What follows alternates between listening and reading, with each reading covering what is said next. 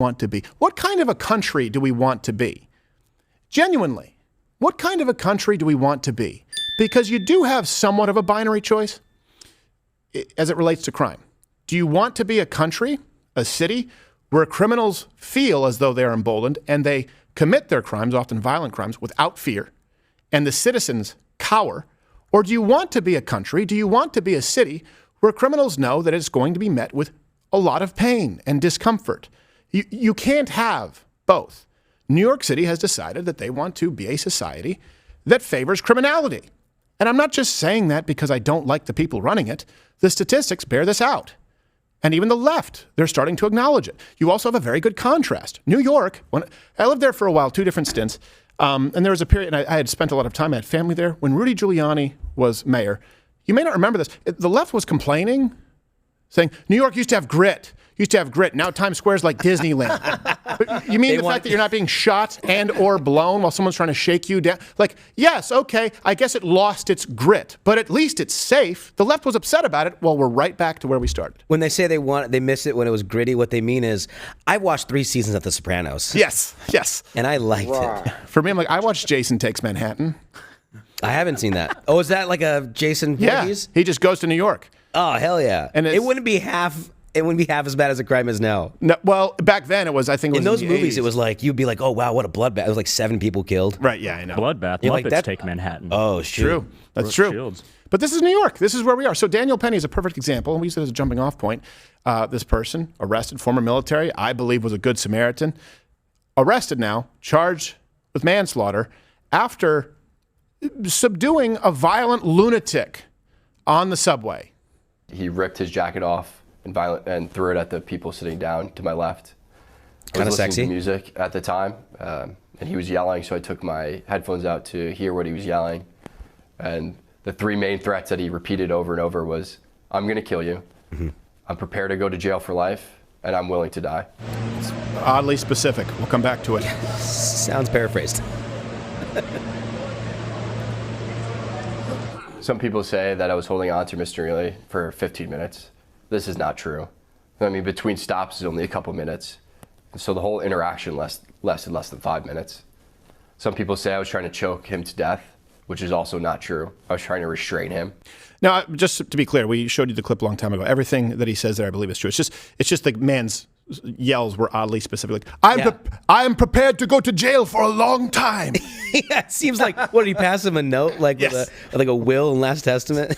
I understand that a blood choke is a safer way to go than I agree. I consent to this because I have blood choke insurance. It's almost like he was asking for it. You Yes. know? Like he's like, hey, could you please give me the sweet relief of death? Yes. I've been living on the subway I've been asking people every day to choke me out. If I say I'm going to kill everyone, will you choke me out? Here's a note. Check yes or no.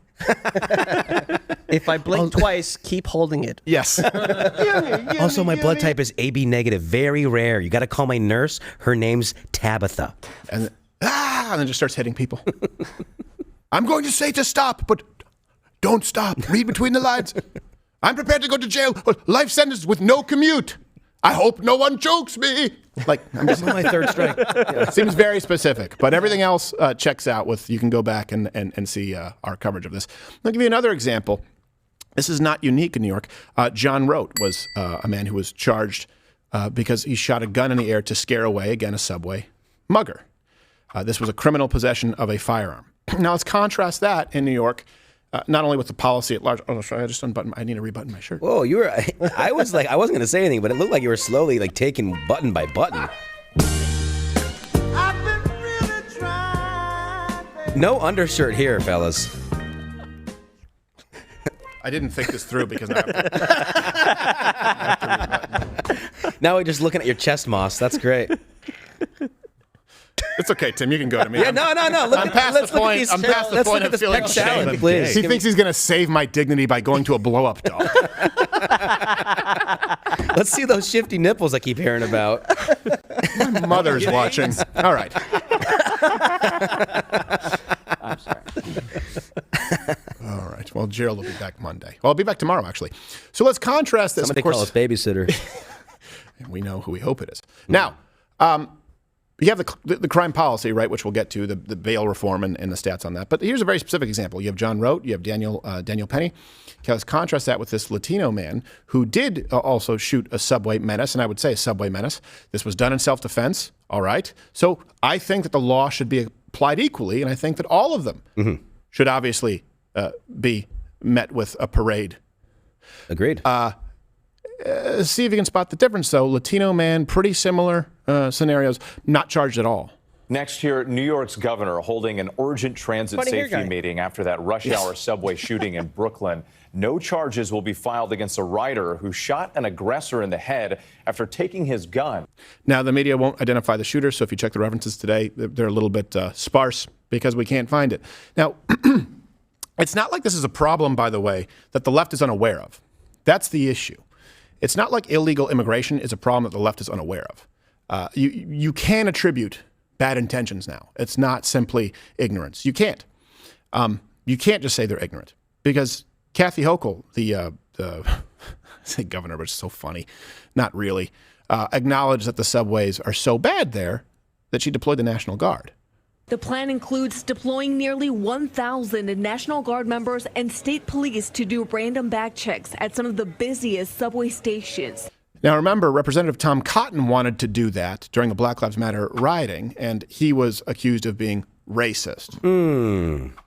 So this is what they do. This is what the left does. They turn criminals into a voting bloc, and you, the taxpayer, law-abiding citizen, into a criminal. Hey, under former Vice President Joe Biden, let's apply this to the country at large. Over 7.5 million illegal immigrants crossing that we know of. And counting. 7.5 million. Those get into the wrong states, and then, of course, you have no voter ID because that's also racist. Guess what? You've just changed the entire electorate of the country. Let it go 4 more years. You got 15 million. Minimum. At minimum. Minimum. Think about that.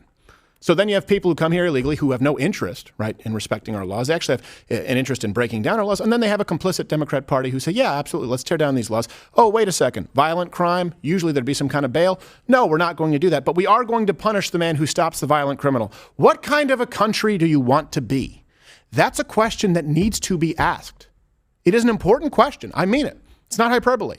And in New York, by the way, the crime is not just it's not just relegated to the subway. So let's give you another example. In Flushing, Queens, there was a homeowner. And this is something, if you haven't seen the film Pacific Heights, I highly recommend it with Michael Keaton. I believe it was 1990. Squatters' rights. This is something that just always seemed silly to me. When I was a kid, I learned about it. I said, squatters' rights? Wait, hold on a second. You mean people who don't pay for the, what? What about the person who owns the property?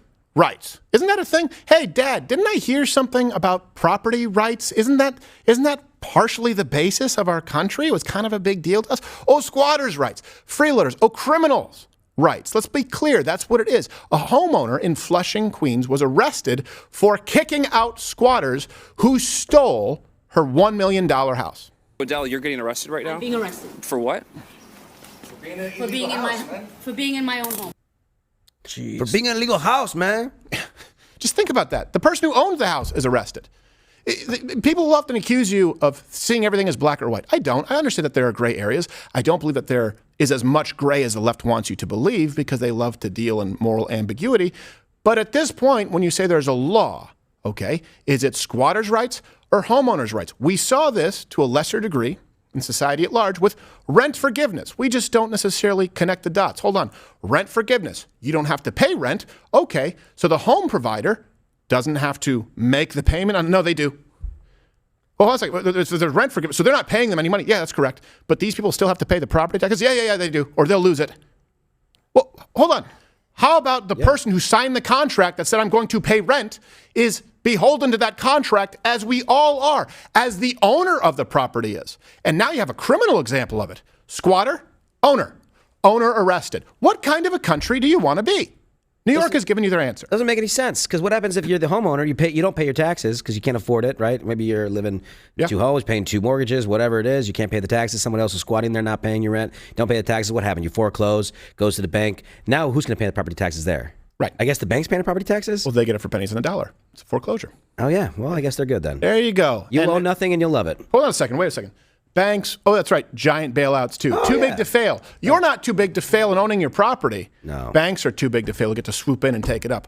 And it all starts with the little squatter that could. Douglastown, Queens, is another example. Here's a squatter that refused to leave the home after the previous owner had died. That's not your home. That's not your home. But the reason they feel so emboldened is because this is law in New York City. Here's the actual law. Squatters actually cannot be removed by the homeowner after 30 days of occupancy. It's considered an unlawful eviction. Here's the thing. To me, if someone isn't paying a dime and you own the property, it is impossible for it to be an unlawful eviction. I believe the legal term should be boot to the ass. Wait a second. Because someone snuck in for 30 days, it's now their right? What kind of country do you want to be? Finders keepers. And by the way, this is not something that is unknown to people who are looking to abuse the system. So, for example, we've talked about illegal immigrants. Here's actually a Venezuelan migrant giving advice on how to take advantage of squatting rights in America. Mi gente, he pensado invadir una casa en United States. He's a doctor, right? Ya que me enteré, I think he's a lawyer. existe una ley que dice que si una casa He speaks so loudly no and so está slowly. habitada, podemos Must be smart. expropiarla. Capichi, muchachos, aquí en United States United también States. se aplica la de invasión de Wearing terreno. lipstick? Y creo que No, ese that's natural será beauty. mi próximo negocio. Invadir casas abandonadas. Ya que me he buscado unos códigos con mis amigos africanos. Y me dijeron que ya llevan como 7 casas expropiadas. And by the way, for people listening on audio, we have subtitles. It's basically an instruction manual. Yeah. It sounds like we're the enemy. It sounds like we're the enemy to them. They're like, yeah, come here. Right. Take this shit. Well, it is conquer. It's just not a military. Conquer. Yeah, that's the term I'm looking for. Yeah. They're coming here to conquer. Yeah. I mean, little things for themselves, not. Right. I mean, but still, like. Yeah. That's a microcosm of a huge problem. Yes. Right. And then you you mentioned some with Gerald. Yeah. Well, since Gerald's out, I decided to do a little squatting of my own. Well, really? How's that? Yeah. Well, his office is free, so I just thought, I'd take over that crib. I got a new crib. You want to see? No. What's up, everybody? I'm Josh Firestein, and this is my crib. Check it out. Now, I just moved in, so I don't got a lot, but, what I got means a lot. You know what I'm saying? Like, over here, I got this light, just in case we want to go out on a spooky trail. I got you. I got my guitar. All the ladies love a guitar. It's a 3-string. I'm a 3-string man. It's got some cool stuff like this. I just touch it. Nah, I'm just playing. We got a TV. They say it's 32 inches, but I think it's more like 30, 38, 40. If you want to get down, boom, look at this. They say Netflix and chill.